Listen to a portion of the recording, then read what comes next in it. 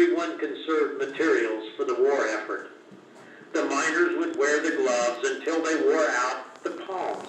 Then they would wear them on the opposite hands, using the second set of thumbs until they wore out the backs of the gloves. Now, stories have been told that Mr. Carey, the owner of the Carey salt mine, was always after the miners to pick up their trash and not contaminate the salt. Well, apparently a miner wrote gloves and we found him 60 years later when we opened this part of the museum. Now, if you look closely at the salt wall to the right, it appears there's another glove stuffed in a blasting hole.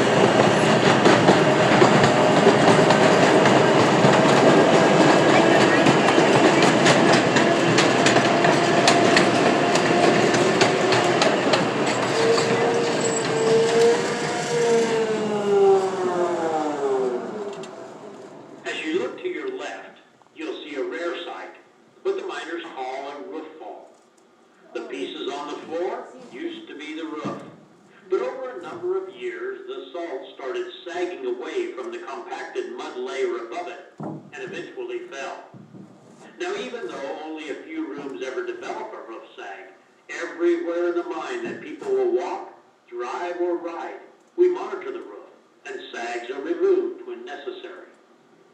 Can you imagine how it must have sounded when this roof fell?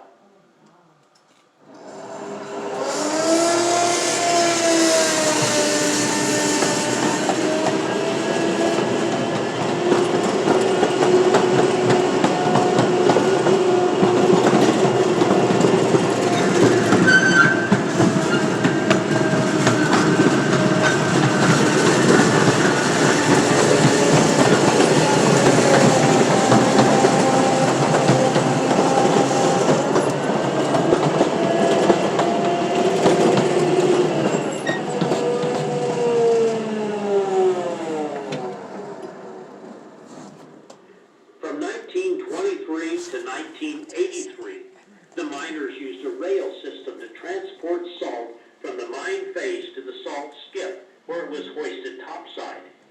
Then, in 1983, they switched to a conveyor belt system. On the left is a car that was used to haul salt, and railroad tracks that were abandoned when mining left this area in the 1950s. The miners would use the same rails and ties over and over, since bringing more down the skip was both time-consuming and costly. Our train crew ripped up and hauled back abandoned rails and ties from the mine that were used for our train track. Almost 5,000 feet of rail for the track you're riding on. At the next curve, we'll pass by other original cars used with the rail system, including a hand-wheel-operated rail bending car.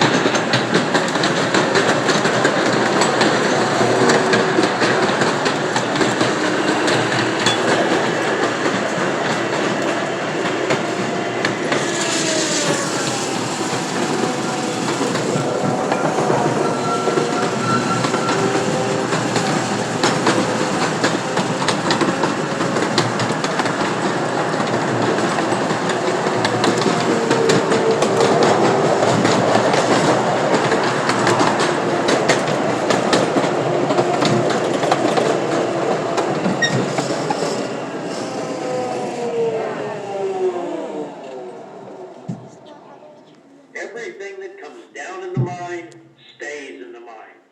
And if you look at the lit area, you'll see that this is even true of mining trash. Now, we know this area was mined in the 1940s and used as a break area in the 1950s. And we found many name brand products in this trash pile from that time period. and some of which are still around today. There are a couple of things that we noticed here. One, there's a calendar from 1953 on the floor by the rocks on the left. And two, when we found it over by the pillar, the gray trash can, well, it was empty. We consider all these items to be artifacts, which only proves one person's trash is another's treasure.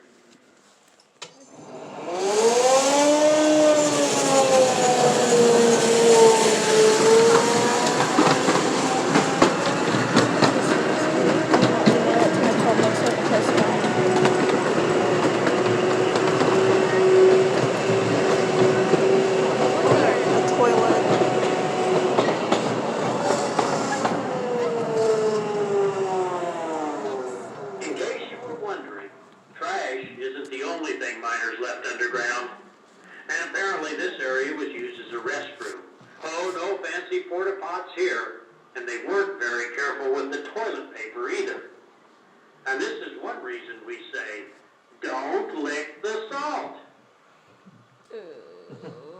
As we round the curve up ahead, two spotlights will come on. The first on the left will highlight a stack of empty cardboard dynamite boxes. Then on the right, you'll see a pillar that is scaling or spalling. This means that the salt is breaking away from the wall.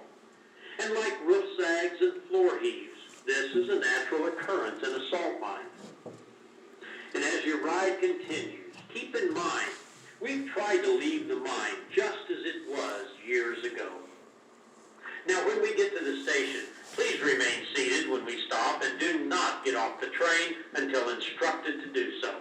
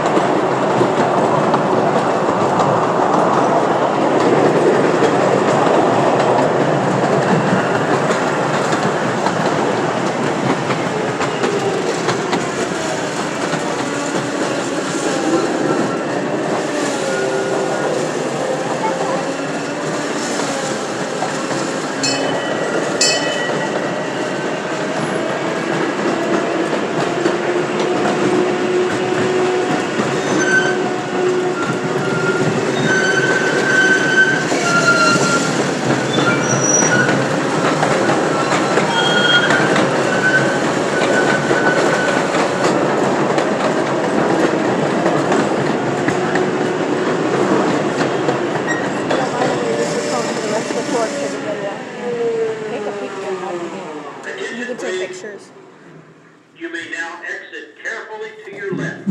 Go back through the loading bay and continue your underground adventure. And thanks for riding the Salt Mine Express.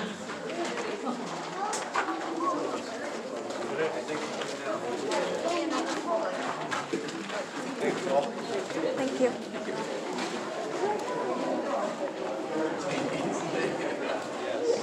Let's see, what else can we see? Where did my Wanna go around on a picture? Yeah. Yeah. He needs the. I will. You can take pictures with your phone. I have a YouTube channel and I haven't posted in a long time, and my people need to see something. Oh, my nose does not feel happy. Gift shops this way. What's the movies? Twister. Hey, look, it's me. Oh, the tornado. Ooh. There's enough, I think.